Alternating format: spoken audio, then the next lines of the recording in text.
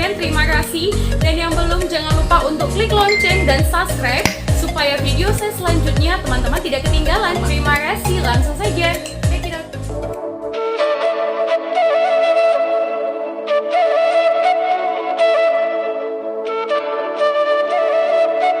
Sejarah di balik gambar Sisingamangaraja 12.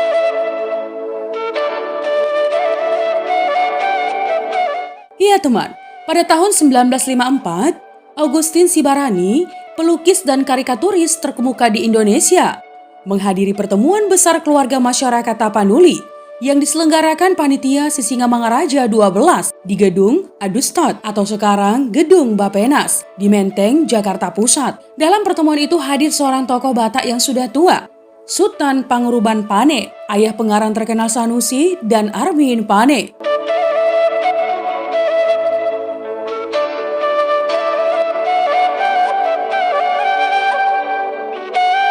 Waktu Sisingamangaraja 12 bergerilya di daerah Dairi, Sultan bekerja sebagai clerk atau juru tulis di kantor pemerintah Hindia Belanda di Sibolga. Nah teman, panitia memutuskan agar Sibarani membuat gambar Sisingamangaraja 12 berdasarkan keterangan dari Sultan Panguruban Pane. Aneh memang, tidak ada foto Sisingamangaraja 12. Sementara ayahnya Sisingamangaraja 11, ada fotonya yang dibuat oleh Franz Wilhelm Julhun, naturalis asal Jerman.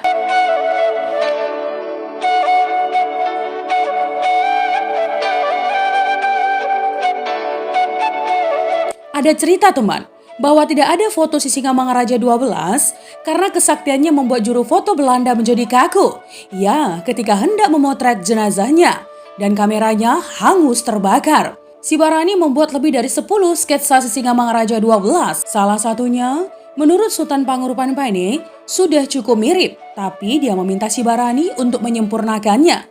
Untuk itu Sultan menyuruh Sibarani pergi ke Tapanuli, Sumatera Utara, menemui tokoh-tokoh yang mengenal Sisingamangaraja 12.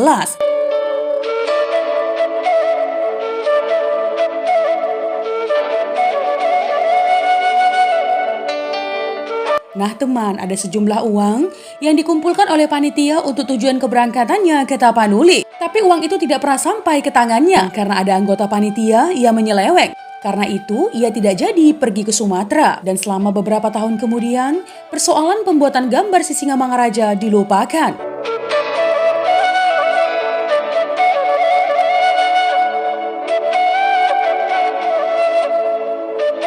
Lebih lanjut teman, pada tahun 1957, Joramel Damanik, tokoh Batak yang memiliki penerbitan, mengirim pelukis terkenal bernama Zaini ke Sumatera Utara. Iya, untuk menemui keluarga Sisingamangaraja 12. Lukisan Sisingamangaraja 12 yang dibuat Zaini ditolak keluarga Sisingamangaraja 12 teman, karena kelihatan terlalu gemuk. Keluarga Sisingamangaraja mengatakan, bila saja Zaini memakai logika sedikit, dia akan menyadari bahwa seorang pemimpin yang bergerilya dan terus-menerus mengadakan long march di hutan belantara dan daerah berbatu di Dairi selama lebih kurang 20 tahun tidak mungkin berbadan gemuk atau bertubuh penuh lemak. Setelah itu persoalan gambar Sisingamangaraja 12 tidak dibicarakan lagi sampai tahun 1961 teman, ketika Sisingamangaraja 12 akan diangkat menjadi pahlawan nasional.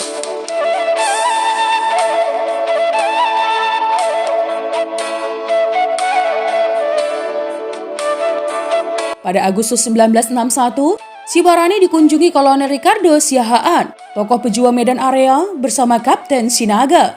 Ya, mereka meminta Sibarani segera pergi ke Tapanuli untuk merampungkan lukisan Sisingamangaraja 12. Mereka menyampaikan, lukisan harus diserahkan kepada Presiden Soekarno pada Hari Pahlawan 10 November 1961. Sibarani dibekali uang Rp6.000. Ya, jumlah yang cukup lumayan pada waktu itu. Nah teman, Sibarani pergi ke Tapanuli ditemani pelukis Batara Lubis dan Amrus Natalsya. Sesampainya di Medan, Sibarani didatangi pensiunan bupati yang mengaku putra Raja Opu Babiat Situmorang, raja yang berjuang bersama Sisingamangaraja 12 di daerah Dairi.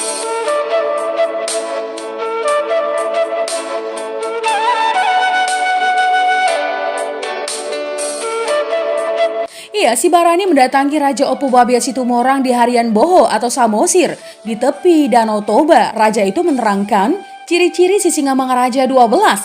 Tingginya sekitar 2 meter, wajahnya agak lonjong, tidak berkumis karena suka dicabutin pakai pinset. Alisnya tebal, jenggotnya agak kemerahan pada ujung-ujungnya dan agak mengarah ke atas. Rambutnya yang panjang diikat seperti timpus atau buntelan di belakang kepala. Dadanya yang bidang dipenuhi bulu yang agak kasar.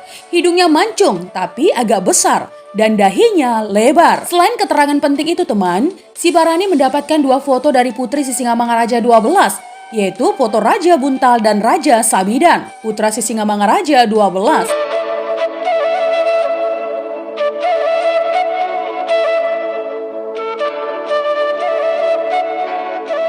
Menurut Raja Opo Wabiat Situmorang, kalau wajah Raja Buntal disatukan dengan wajah Raja Sabidan, maka si Barani dapat melihat wajah Sisingamangaraja 12. Ya, setelah mengetahui ciri-ciri Sisingamangaraja 12, si Barani membutuhkan model.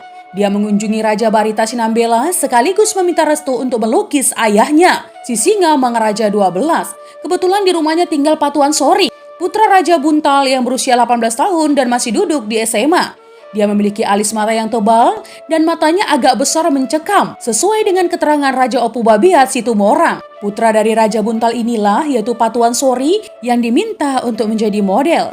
Ya, si Barani meminta bantuan seorang tua marga Sinambela untuk memakaikan pakaian kepada Patuan Sori. Orang tua itu mengenal Sisingamangaraja 12 sekaligus sebagai pengantar surat-surat Sisingamangaraja 12 kepada para panglima atau raja-raja lain. Selama beberapa hari teman, Patuan Sori dengan memakai pakaian Sisingamangaraja 12 berpose di hadapan si Barani. Si Barani menyelesaikan lukisan Sisingamangaraja 12 di rumah iparnya di Medan yang tidak jauh dari rumah Raja Barita Sinambela. Setelah selesai, Raja Barita Sinambela dan seorang tua bermarga Sinambela merestui lukisan Sisingamangaraja 12 karya si Barani. Nah teman, si Barani menyerahkan lukisan Sisingamangaraja 12 kepada Kolonel Ricardo Siahaan untuk diserahkan kepada Presiden Soekarno pada 10 November 1961. Namun teman, tidak jadi karena harus menunggu seorang ibu tua berusia 72 tahun, anak Sisingamangaraja 12.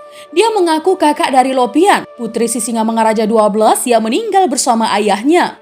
Dia mengoreksi lukisan itu teman. Bulu dada Sisingamangaraja 12 tidak begitu tebal, jenggotnya tidak terlalu panjang, hidungnya harus dibesarkan sedikit, dan alis matanya terlalu tebal.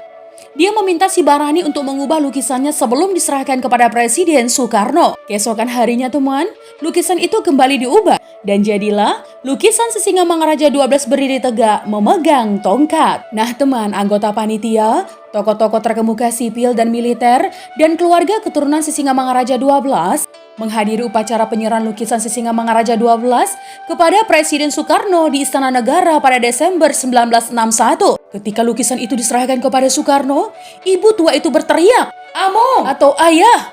lalu pingsan.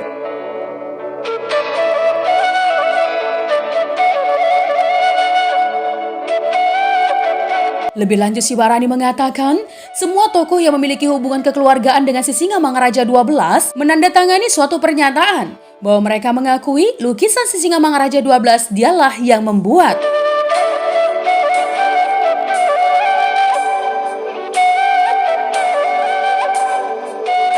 Nah teman, itu tadi adalah di balik gambar Sisingamangaraja 12. Jika ada kesalahan dalam penyampaian informasi, mohon dimaafkan ya teman.